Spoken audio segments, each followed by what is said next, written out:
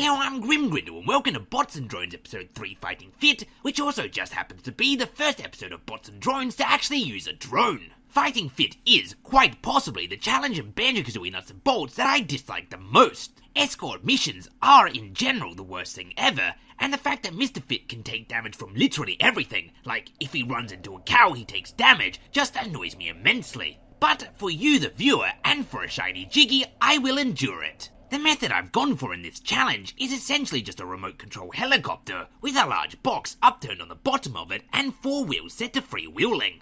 I think most of us when we first tried this challenge have tried to just cover up Mr. Fit, and when we did so, I think most of us probably found that it works pretty well. It will probably not get you the full score, but it will get you through.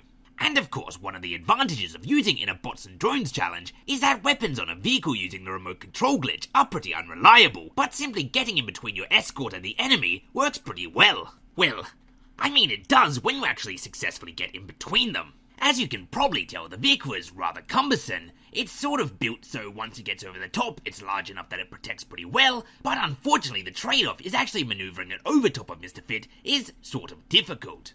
However, thanks to the 4 wheels being set to freewheeling, once you do successfully get it over the top of Mr. Fit, you can actually get out of the control part of your vehicle and reposition it, and while you're doing so, Mr. Fit will be able to continue onto his objective protected, basically flintstoning your remote control helicopter while you do so.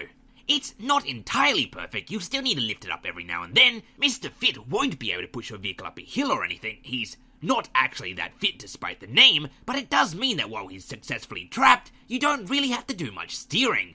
And as you can see as you do so, all the while the bad guys that are usually tormenting Mr. Fit are instead just bouncing off or exploding harmlessly against your upturned box. If you've ever had trouble with this challenge, this is a really easy way to do it, if you're not using a remote control vehicle I mean. Like, it's kind of difficult in this style, but if you're actually controlling the vehicle over top of Mr. Fit yourself, it's a pretty easy way to get a Trophy Thomas time on this challenge. However, if you are doing it by remote control, as you no doubt just saw now, it can be a little bit more tricky. It's rather difficult to tell perspective most of the time while doing these remote control challenges, and Mr. Fit can be a little bit slippery. And of course, while you're repositioning yourself and trying to recover Mr. Fit, he'll continue to absentmindedly jog through and towards any possible danger. It's a good thing that this challenge is on this side of the map, otherwise he just might jog straight off the end of the pier or straight into the volcano.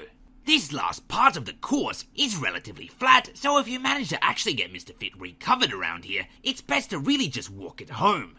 I was pretty much just quickly tapping on and off the accelerator and pointing the vehicle in the direction that it needed to go in an attempt to move the whole thing along a little bit quicker, but trying to very carefully avoid lifting up at all. However, just as earlier in this challenge, perspective continues to be a bit of an issue on this course, and essentially as soon as Mr. Fit was out of my sight, he managed to take damage, so I moved as quickly as I could in order to reposition myself and once again be able to actually see what's going on. It's sort of annoying that you have to reposition the control part of your vehicle on foot, but unfortunately you can't move it with an engine or anything because using any kind of acceleration to actually move the control part would have lifted up the box covering up Mr. Fit. Although, in retrospect, I suppose you probably could have put wheels on the controller and moved it around using a suck and blow or something. Although that said, even when you're being your most careful, Mr. Fit's apparent lust for death can still get the better of you and he can still make his escape. Also, it really doesn't help that he has the ability to teleport. In an effort no doubt to mock the player, Mr. Fit decides to stop and have a pant meters before the finish line while surrounded by enemies, but I was not about to let him take that one more hit that would have put the score behind the Jiggy score, because that would have meant I would have had to do this challenge again.